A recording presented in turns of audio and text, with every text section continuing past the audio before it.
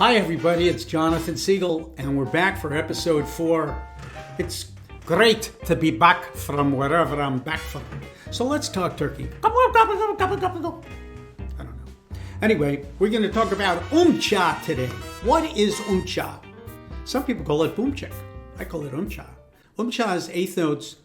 Boom-chick, boom-cha, oom-cha, oom-cha, oom-cha, oom-cha.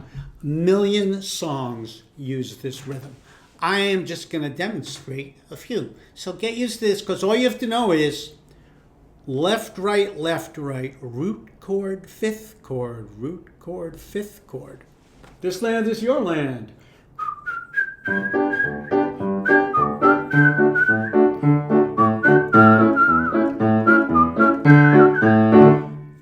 Take me home, country roads.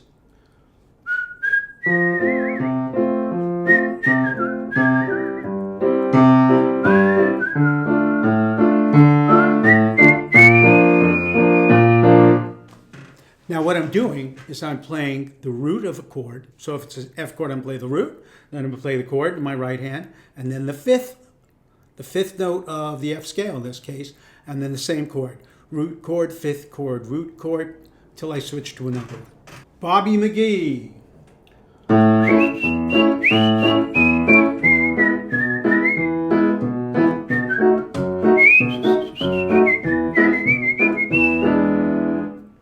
Mac the Knife.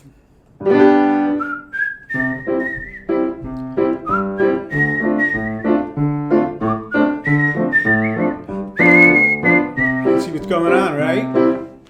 Any of these songs could be made fancier. So if I go, I might play it.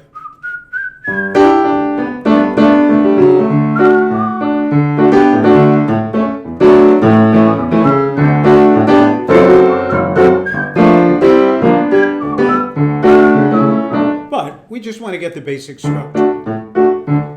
Don't think twice, Bob Dylan. It ain't no good to sit and wonder why, babe. It don't matter anyhow. That was sort of a Timothy Chalamet knot. Will the circle be unbroken? I don't know, will it?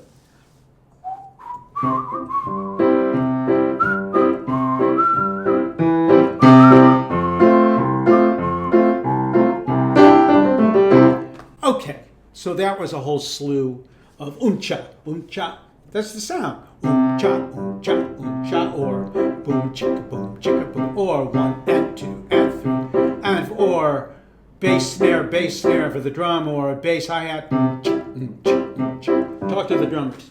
But, we sort of want to be the drummer on the piano. So, let's just break it down. If will the circle be unbroken? C chord. So I play the root of C and the 5th of C. What do I mean the 5th of C? That's what I mean. I could have gone like this. I think it's going to sound a little bit better down here. I'm going to be around here. Actually, it'll sound even better an octave there. But you won't see it. Chord is the C chord. You're supposed to be practicing all your inversions so that your brain instantly knows that's the C chord. Could I have gone? Yes. Or I choose. Next chord is an F chord.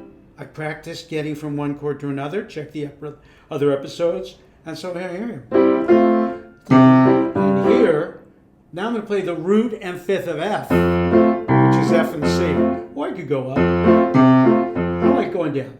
If the circle, C major, by F, C. So that, my friends, is oom-cha. You should master that in every key. Remember, a song could be in any key. That's D. Here's E flat. Let's pick some random keys. B major. How about trickiest ones? G flat.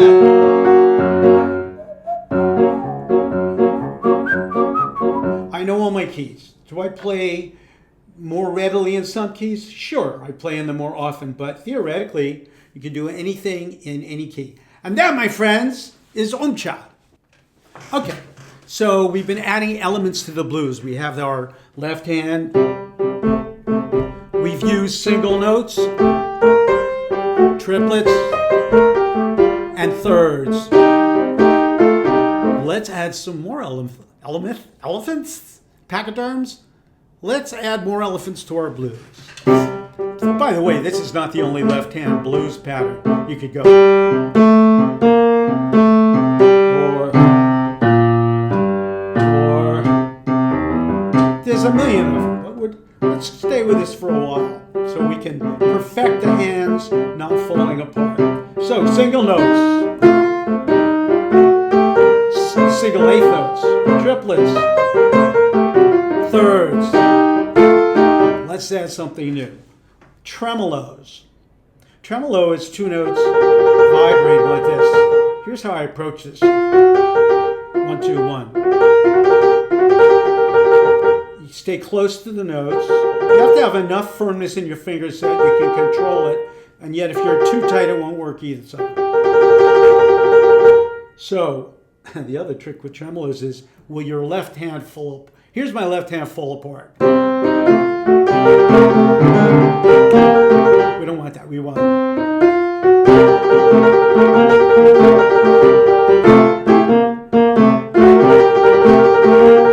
works well in the 5th and 7th. If we get to the F chord, I might use the 3rd and 5th. Thirds, tremolos. Any of these become cliche if you do them too much. Put a little bit of each ingredient in. Okay, so that's tremolos.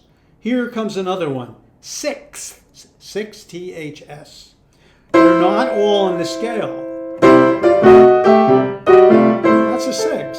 Here's a 5th, here's the 6. Whoops. Oh, it's a tremolo on a 6. So let's integrate our 6 and tremolos. Here's some more 6. Maybe on the G chord. You're going to try some. If you go, oh, that doesn't work. It's an F7 chord, so it wants that. You have to try it out. Let's mix thirds, 6, tremolos, single notes, and triplets.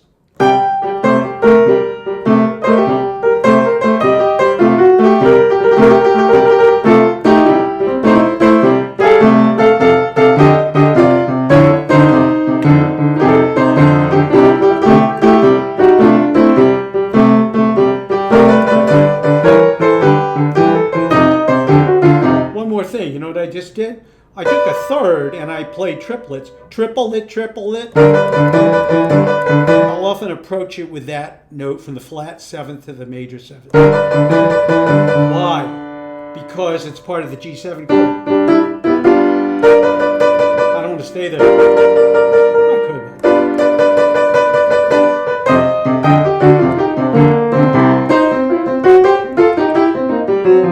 What I recommend is work with one element at a time. Single notes.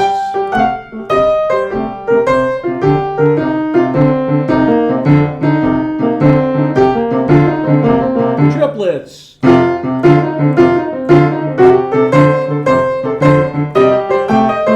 Ta-ta-ta-ta-ta-ta. Tremolos.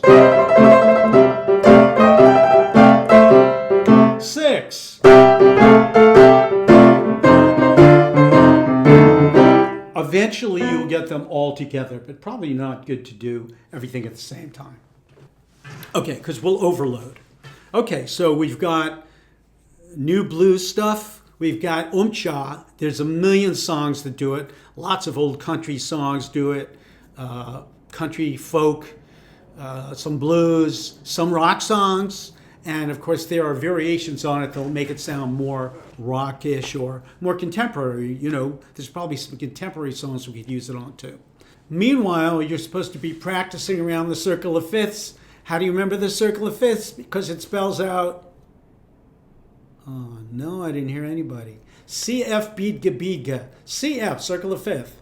Beadga, B-E-A-D-G with the flats, B-E-A-D-G with the sharps. Memorize it so you won't be looking at it. There's ways to understand the circle too. We talked about 2 songs last week. And what was the other? heels. You should be taking your song. Here's what you should be literally doing. Okay, I'm going to practice minor triads. So, C minor, inverted, till you know it. What's next in the circle? F. Okay, F minor, etc., etc.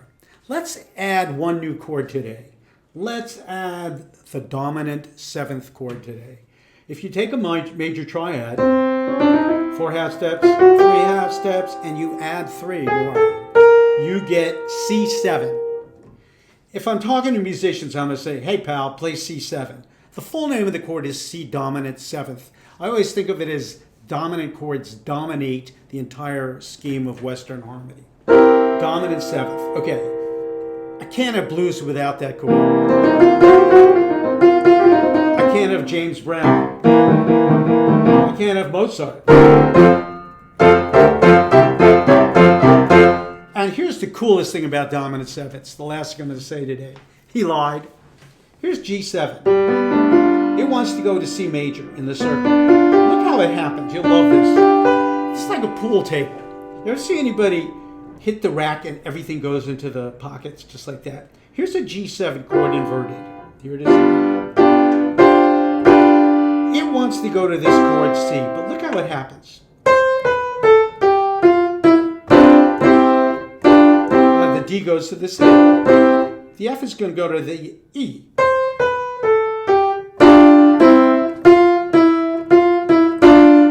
The G stays put. Whoops, sorry. And the B goes to the C. So you got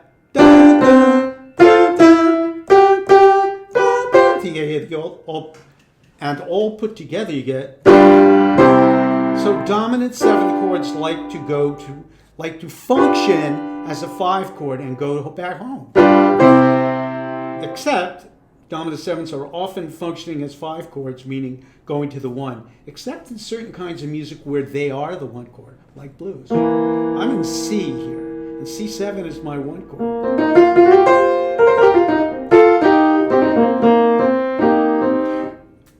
Chords have functions. That means they like to go somewhere, but the function is not always the same. So just keep an open mind about it. Here's C major. That's the 1 chord in C major. But wait a minute, what if I was in the key of G? C is the 4 chord in G, so I might want to go to G. Jacob Collier loves that. Keith Jarrett loves that. Country music loves that. 4-1, it's called a plagal cadence. But so it's the 1 chord in C, but it functions as a 4 chord in G. That C major could function in a number of different ways. So don't blind yourself and go, oh, I see a C chord, I must be in the key of C. Not necessarily. Thank you. This has been episode 4. Go back if you missed stuff to episodes 1, 2, and 3.